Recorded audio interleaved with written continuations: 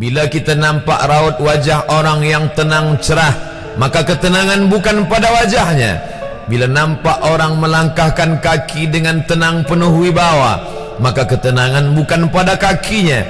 Bila tampak ayunan tangannya tak tergesa-gesa, maka bahagia bukan pada tangannya. Di mana letak bahagia itu? Ala fil jasadi mudghah.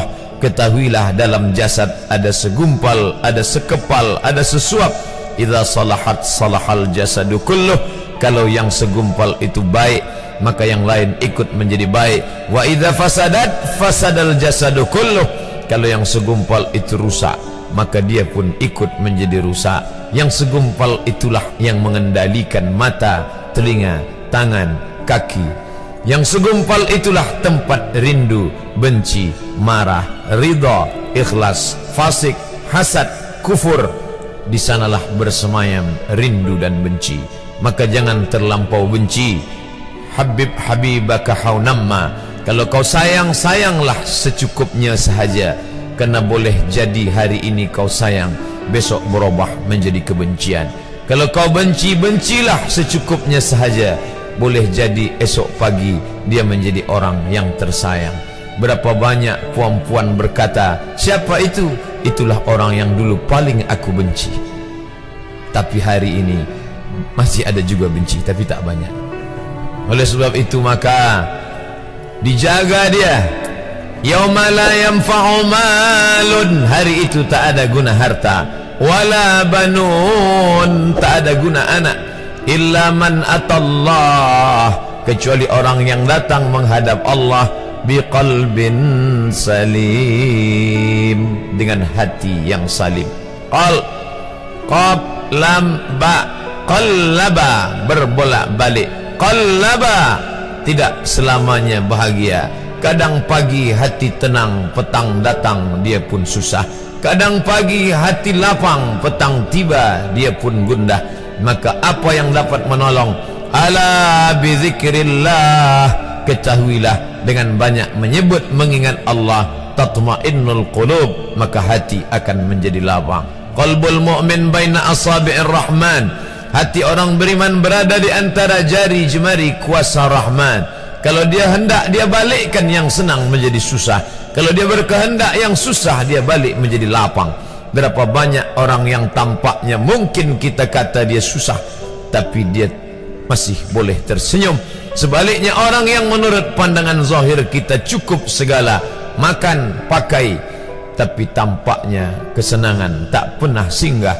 Apa sebab? Kerana hati milik Allah. Dia ada dalam diri kita, tapi dia bukan punya kita. Lillahi ma fis samawati wa ma fil ard.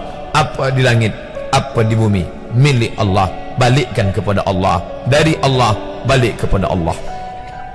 Senang mengucapkannya, payah mengamalkannya, lebih sulit memasukkannya ke dalam hati. Oleh sebab itu maka apa cara supaya hati menjadi lapang? Yang pertama, iman. Mesti ada iman.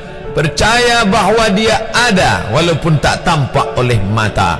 Dulu ada seorang filosof, dia berkata bahawa aku percaya dia ada bila boleh tampak oleh mata, disentuh tangan, didengar telinga. Tapi bila tidak dapat ditengok mata, dipandang mata, didengar telinga, disentuh tangan, maka dia tidak ada. Inilah orang-orang yang berfaham wujudiyah.